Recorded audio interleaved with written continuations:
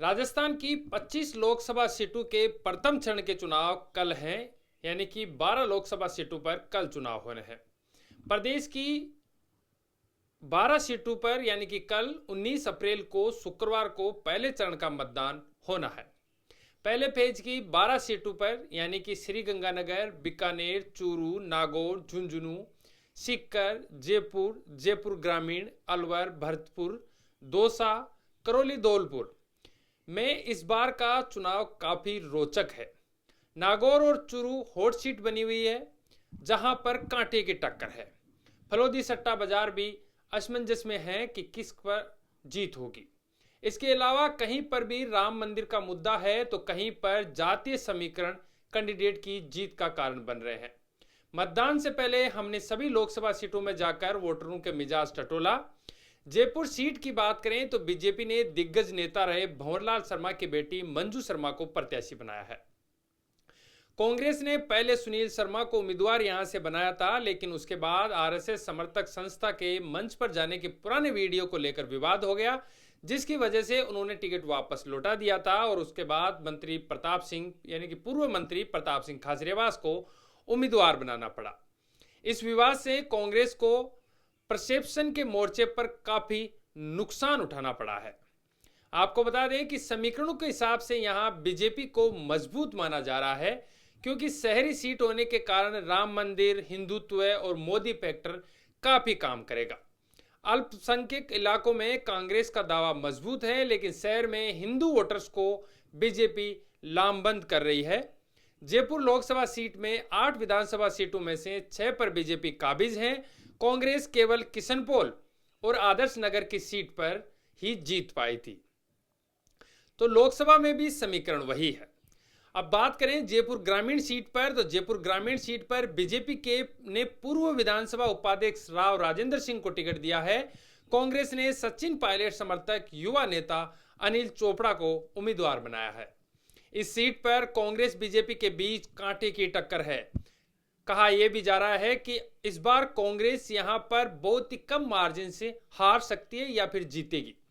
Rao Rajendra Singh BJP के मजबूत cadre का समर्थन और राम मंदिर के मुद्दे की वजह से शहर कस्बों में फायदा हो रहा है। कांग्रेस उम्मीदवार को यहां और नए चेहरे का फायदा दिख रहा है। ग्रामीण इलाकों में जातीय फैक्टर की वजह से समीकरण अनिल चोपड़ा के पक्ष में है। जातीय गोलबंदी भी यहां रिजल्ट तय करेगी। जयपुर ग्रामीण में विधानसभा चुनाव के दौरान भी बीजेपी और कांग्रेस में कांटे की टक्कर थी। जयपुर ग्रामीण की 8 विधानसभा सीटों में से 4 पर कांग्रेस और 4 पर बीजेपी जीती थी। विधानसभा चुनाव की तुलना में कई सीटों पर समीकरण बदल गए हैं। अब बात करेंगे दौसा सीट की। दौसा सीट पर कांग्रेस और बीजेपी के बीच सीधा मुकाबला है। कांग्रेस ने दौसा से विधायक मुरारीलाल मीणा को टिकट दिया है, जबकि बीजेपी ने बस्सी से पूर्व विधायक कन्हैयालाल मीणा को मैदान में उतारा है, जहां पर किरोड़ीलाल और सचिन पायलट दोनों की प्रतिष्ठा दांव पर लगी है। दौसा सीट पर उम्मीदवार के हिसाब से मुरारीलाल मीणा को मजबूत माना जा रहा है। कन्हैयालाल मीणा अब तक बस्सी से बाहर सक्रिय नहीं रहे। गुजर, मीणा, दलित और मुस्लिम वोटर्स के समीकरणों की वजह से कांग्रेस का पक्ष मजबूत दिखाई दे रहा है, लेकिन भीतरघात की भी आशंका है। बीजेपी में किरोड़ीलाल मीणा फैक्टर भी अहम रहेगा। मुरारीलाल मीणा सचिन खेमे के नेता हैं। पायलट ने इन सीट पर पूरी ताकत लगा रही है। शुक्रवार को ही पीएम मोदी ने यहां पर रोड शो भी किया था और भाजपा की और भी उम्मीदें बढ़ गई है। इससे समीकरण या माहौल भाजपा की तरफ डाइवर्ट होता हुआ दिखाई दे रहा है। विधानसभा चुनाव में समीकरण बीजेपी के पक्ष में थे, लेकिन लोकसभा चुनाव में समीकरण बदले बदले हैं। जातीय और स्थानीय समीकरण बीजेपी के पक्ष में उतने नहीं दिखाई दे रहे हैं जितने विधानसभा चुनाव के वक्त थे। दौसा लोकसभा क्षेत्र की हम बात करें तो 8 में से 5 विधानसभा सीटें बीजेपी को मिली थी। विधानसभा चुनाव में बस्सी, थानागाजी, दौसा सीट कांग्रेस के पास है। दौसा ऐसी लोकसभा सीट है जिसमें 3 जिलों यानी जयपुर, अलवर और दौसा विधानसभा की सीटें आती है। मुख्यमंत्री भजनलाल शर्मा के गृह जिले और लोकसभा क्षेत्र भरतपुर की बात करें तो पिछले 2 बार से बीजेपी कब्जा जमा रही है। इस बार क्षेत्र की 8 विधानसभा सीटों में से 5 भाजपा के खाते में है। बयाना की निर्दलीय विधायक जो रितु बानावत है वो भी भाजपा को समर्थन दे रखी है। भरतपुर शहर की सीट आरएलडी के पास है, जो इस बार बीजेपी के साथ गठबंधन में है। भरतपुर सीट पर जाट आरक्षण आंदोलन की हवा बह रही है, जिसको लेकर मुख्यमंत्री ने भी कहा है कि जाट आरक्षण की बात करेंगे। क्षेत्र में करीब 5 लाख वोटर्स हैं। ओबीसी में शामिल करने को लेकर जाटों में बीजेपी के प्रति नाराजगी है। इसका असर वोट बैंक पर पड़ सकता है, लेकिन भजनलाल शर्मा ने आश्वासन भी दिया है। लोकसभा क्षेत्र में कम से कम 3,50,000 के लगभग जाटा वोटर्स हैं, जो इस बार बड़ा वर्ग हैं। कांग्रेस कैंडिडेट संजना इस समाज से आती है, वहीं कोली समाज के करीब 70,000 वोट हैं। मूल रूप से भुसावर की रहने वाली संजना जाटव कटुमर से महज 409 वोटों से विधानसभा चुनाव हार गई थी, लेकिन क्षेत्र में प्रियंका गांधी के अभियान लड़की हूं लड़ सकती हूं में संजना ने काफी काम किया था। इससे उनकी पकड़ मजबूत हुई है।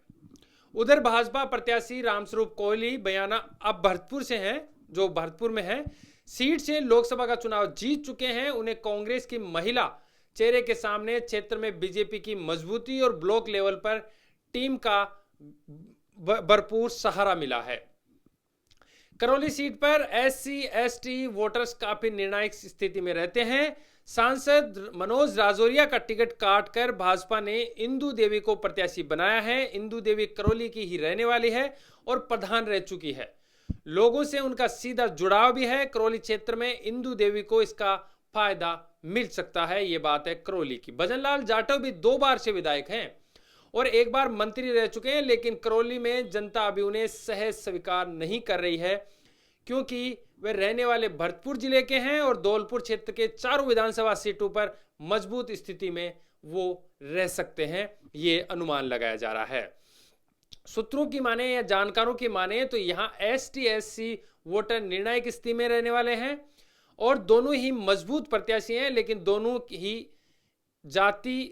की एक ही जाति से आते हैं, इसलिए जाटुओं का वोट बैंक जो है वो बट जाएगा। एक करौली क्षेत्र में मजबूत है तो दूसरा धौलपुर में, इसलिए दोनों के बीच कड़ी टक्कर लग रही है। हालांकि करौली धौलपुर की 8 विधानसभा सीट में से 5 पर कांग्रेस का कब्जा है, 1 पर बसपा का और 2 पर भाजपा जीती थी। बीजेपी यहां मजबूत नहीं है, कहीं ना कहीं डावाडोल नजर आ रही है। लेकिन राजनीतिक विशेषज्ञ मानते हैं कि करौली में पीएम मोदी की सभा के बाद माहौल बदल गया है और यह भी सीट भाजपा के खाते में जा सकती है। अब बात करेंगे हम बीकानेर की। बीकानेर में इस बार बीजेपी ने मौजूदा कानून मंत्री अर्जुन राम मेघवाल को ही अपना प्रत्याशी बनाया है। कांग्रेस ने उन्हें उनके सामने जो है राजस्थान में मंत्री रहे गोविंद राम मेघवाल को उनके सामने उतारा है। गोविंद राम मेघवाल खाजूवाला सीट से विधानसभा चुनाव हार गए थे और अर्जुन राम मेघवाल लगातार 3 बार से सांसद रहे हैं। वर्तमान में यहां की बात करें तो बीजेपी की मजबूत पकड़ है। अर्जुन राम मेघवाल का नाम चल रहा है। हाल ही में हुए विधानसभा चुनाव में यहां बीजेपी को लोकसभा क्षेत्र में 8 विधानसभाओं में से 6 सीटों के ऊपर जीत मिली थी। विधानसभा चुनाव में सबक लेते हुए कांग्रेस ने यहां अपने बागी जाट नेताओं को दोबारा से अपने साथ कर लिया है।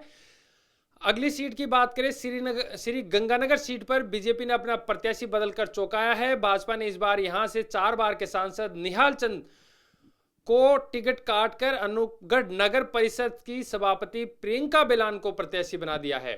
कांग्रेस ने कुलदीप इंदौरा को प्रत्याशी बनाया है। इंदौरा श्री गंगानगर जिला प्रमुख भी हैं और राजनीतिक परिवार से भी आते हैं। इंदौरा अनूपगढ़ विधानसभा से 2 बार विधायक के चुनाव लड़ चुके हैं। दोनों ही बार उनको हालांकि हार का सामना करना पड़ा था।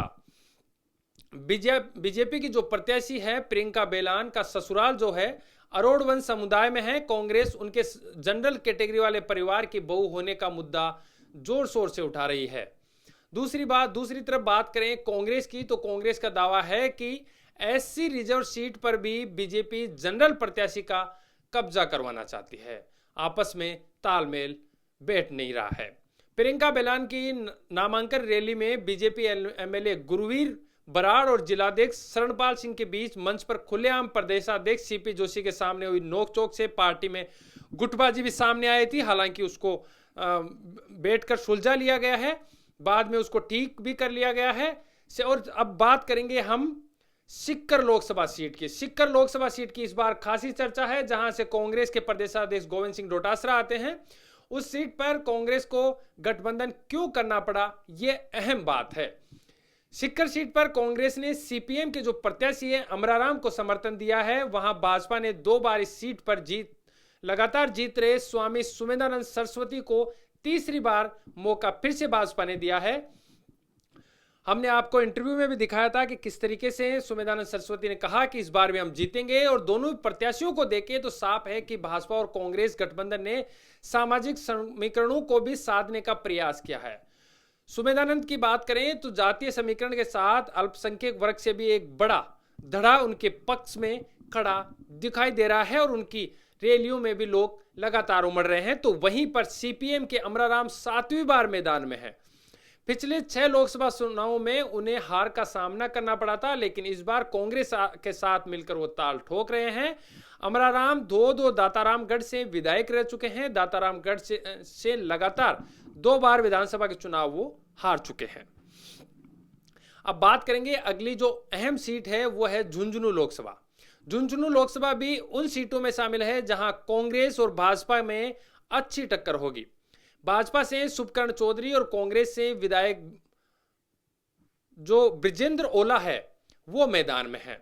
शेखावाटी से ओला परिवार की राजनीतिक विरासत का प्रभाव है। ब्रिजेंद्र के पिता शीशराम ओला जी इस सीट से 1996 से 2009 तक लगातार सांसद रहे थे। ओला और चौधरी के जरिए दोनों बड़ी पार्टियों ने सामाजिक समीकरणों को भी साधने का प्रयास किया है। भाजपा ने 2019 में तत्कालीन सांसद संतोष अहलावत का टिकट काटकर नरेंद्र कुमार को मौका दिया था। पिछली विधानसभा चुनाव की बात करें तो कांग्रेस ने इस लोकसभा क्षेत्र में शामिल 8 में से 6 जीती है। ऐसे में कांग्रेस का प्रदर्शन भी ब्रिजेंद्र ओला का उत्साह बढ़ा रहा है। दोनों प्रत्याशियों की हाल ही में हुए विधानसभा चुनाव में भी हाथ आजमाया था। झुंझुनू विधानसभा की बात करें तो झुंझुनू विधानसभा सीट से ओला जीत गए और शुभकर्ण चौधरी जो है वो उदयपुर वाटी से हार गए थे।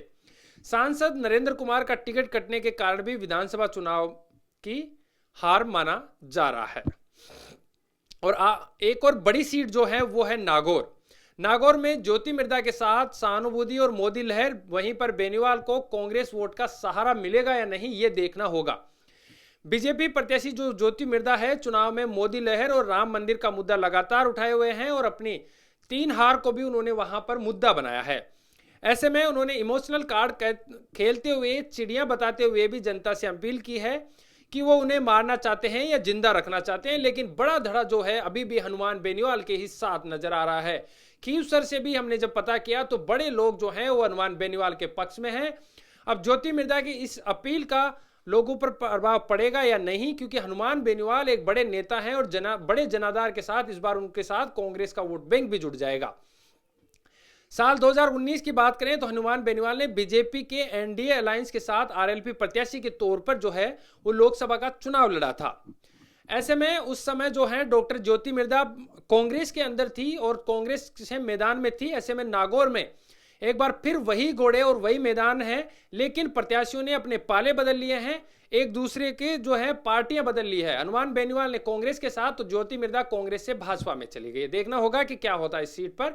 अगली सीट जो है वो चूरू की बात करेंगे, जहां पर प्रत्याशी कोई है और जुबान पर नाम किसी और का है। इस सीट की बात करें तो हाल ही में संपन्न हुए विधानसभा चुनाव की लपटू की दहक अभी भी लगातार जारी है। मुद्दों से ज्यादा पिछले विधानसभा चुनाव में राजेंद्र राठौड़ की तारानगर सीट से हार और उसके बाद कसवा की बीजेपी से टिकट करने का विवाद जो है वो मुद्दा लगातार छाया हुआ है। कसवा के लिए यह चुनाव नाक का सवाल बन गया है तो राजेंद्र राठौड़ के लिए प्रतिष्ठा दांव पर है। झांझड़िया के लिए प्रचार कर रहे राठौड़ चूरू में डेरा डाले हुए हैं। कभी नाम लेकर तो कभी बिना नाम लिए कसवा के ऊपर लगातार निशाना साध रहे हैं। फिर इसके बाद कसवा पलटवार करते हैं और उस मामले को कसवा वर्सेज राठौड़ बनता हुआ दिखाई दे रहा है, यानी कि कहें कि राजपूत वर्सेज जाट बनाने की कोशिश की जा रही है। राहुल कसवा के टिकट करने को लेकर वोटर्स में 2 तरीके के पक्ष सामने आए हैं। वोटर्स का एक बड़ा दड़ा कह रहा है कि पुराने चेहरे को टिकट कटने और नए चेहरे को मौका देने में भाजपा के कदम का वेलकम कर रहे हैं, लेकिन दूसरी तरफ उसको राजेंद्र राठौड़ की चाल भी बता रहे हैं। वोट बैंक के नजरिए से देखें तो चूरू सीट की सियासत किसी और ही दिशा में जा रही है। यहाँ का मुकाबला एक ही समाज से जुड़े दो चेहरों के बीच है, लेकिन जातीय वोटों का ध्रुवीकरण देखने को मिल रहा है। इस ध्रुवीकरण की हवा दे रहा है विधानसभा चुनाव के बाद कसवा और राठौड़ के बीच का विवाद, जिसको प्रधानमंत्री नरेंद्र मोदी ने खत्म करने की कोशिश की थी। राजपूत समाज जो है राठौड़ की हार का जिम्मेदार कसवा को मान रहा है। इधर कसवा के टिकट कटने के बाद से जाट समाज जो नाराज है और राजेंद्र राठौड़ को इसका जिम्मेदार मान रहा है। इस राजनीतिक परिस्थितियों में टिकट कटने से जाट समाज की सहानुभूति, कसवा और राठौड़ की हार के कारण राजपूत समाज की सहानुभूति जो है वो बीजेपी प्रत्याशी झांझड़िया को मिल रही है। झांझड़िया को राजपूत वोटर्स का साथ तो मिल रहा है, लेकिन खुद के समाज को साधने में मशक्कत उनको बड़ी करनी पड़ रही है, क्योंकि वो पैरालंपिक खिलाड़ी हैं। झांझड़िया सरल स्वभाव के व्यक्ति हैं, लेकिन टक्कर जो है वो कांटे की है इस सीट के ऊपर। अब बात करेंगे अलवर लोकसभा की। अनुभव वर्सेस लोकल चुनावी समीकरण को देखें तो यहां की 8 विधानसभा सीटों में से 5 पर कांग्रेस विधायक जीते हैं। भाजपा महज 3 सीटों पर है, लेकिन यह जीत का पैमाना नहीं है। पिछले लोकसभा में परिणाम देखें तो जहां से कांग्रेस के विधायक जीते थे, वहां भाजपा प्रत्याशी महंत बालकनाथ ने ज्यादा वोट हासिल किए थे। इस बार बहरोड और मुंडावर से 1,80,000 वोटों से भाजपा ने लीड बनाई थी, तो यह अहम हो जाता है। ललित यादव राठ क्षेत्र से आते हैं। मुंडावर, बहरोड और बानसूर में उनकी अच्छी पकड़ है, लेकिन अलवर शहर, अलवर ग्रामीण, रामगढ़ में उनकी सीधी पकड़ नहीं है। यहां पर वे पार्टी कार्यकर्ताओं और स्थानीय नेताओं के भरोसे हैं। अलवर शहर और राजगढ़ में भंवर जितेंद्र सिंह की जरूर अच्छी पकड़ है, उसका कितना फायदा होगा ये भी देखने वाला होगा। यहां से भूपेंद्र यादव के लिए प्लस पॉइंट हो जाता है कि शहरी क्षेत्रों में बीजेपी मजबूत स्थिति में है। वे मोदी की गारंटी देकर प्रचार में जुटे हुए हैं। मोदी के नजदीकी होने के कारण पार्टी के बड़े नेता से लेकर छोटे से छोटा कार्यकर्ता उनके साथ लगा हुआ है। उनके समर्थन में अमित शाह सभा भी कर चुके हैं। अलवर शहर विधायक संजय शर्मा और पूर्व विधायक रामेत यादव दोनों भूपेंद्र यादव की नजदीकी माने जाते हैं। दोनों पूरी ताकत से उनके चुनाव में साथ हैं। हालांकि महंत बालकनाथ को राजस्थान सरकार में कोई भी मंत्री पद नहीं मिलने की वजह से उनके समर्थकों में थोड़ा उत्साह कम है और वो इस चुनाव में दिखाई भी कम दे रहे हैं। लेकिन तीसरे फैक्टर के तौर पर बसपा भी मौजूद है। में मुस्लिम ST/SC वोटर्स की अलवर लोकसभा क्षेत्र में बड़ी तादाद है। ऐसे में देखना होगा कि इस सीट के ऊपर क्या ये भाजपा के खाते में, भूपेंद्र यादव के खाते में जा पाएगी। इसकी एक और बात करें तो पारंपरिक तौर पर दोनों को कांग्रेस अपना वोट बैंक मानती है, लेकिन यहाँ पे मेव लीडर तैयब हुसैन के बेटे फजल हुसैन बसपा के टिकट से चुनाव लड़ रहे हैं। फजल हुसैन की मेव वोटर्स पर अच्छी पकड़ रही है। वहीं पर बसपा पार्टी के लिए ST/SC वोट तैयब को मिल सकते हैं। राजनीतिक एक्सपर्ट का कहना है कि इस फैक्टर से कांग्रेस के वोट बैंक में बड़ी सेंधमारी हो सकती है, क्योंकि भाजपा और कांग्रेस दोनों ही ST/SC और मुस्लिम वोटर्स को अपनी तरफ मानती है। कितना वोट किस तरफ जाएगा यह देखने वाला होगा। तो इस 12 लोकसभा सीटों की हमने आपको जानकारी दी। यहां पर जो है 12 लोकसभा प्रथम चरण में पलड़ा जो है वो लोकसभा में भाजपा का भारी है। अब देखना यह होगा कि कल चुनावी वोट के बाद में इस वोटर्स का क्या कहना है और किस तरफ पलड़ा झुकता हुआ नजर आएगा। कैमरामैन देवेश के साथ सागर चौधरी। हमारा ये चैनल आप यूट्यूब पे देख रहे हैं तो सब्सक्राइब कीजिए, फेसबुक पे देख रहे हैं तो लाइक और शेयर जरूर कीजिए। अगला कार्यक्रम लेकर फिर हाजिर होंगे, तब तक के लिए जय हिंद, जय भारत।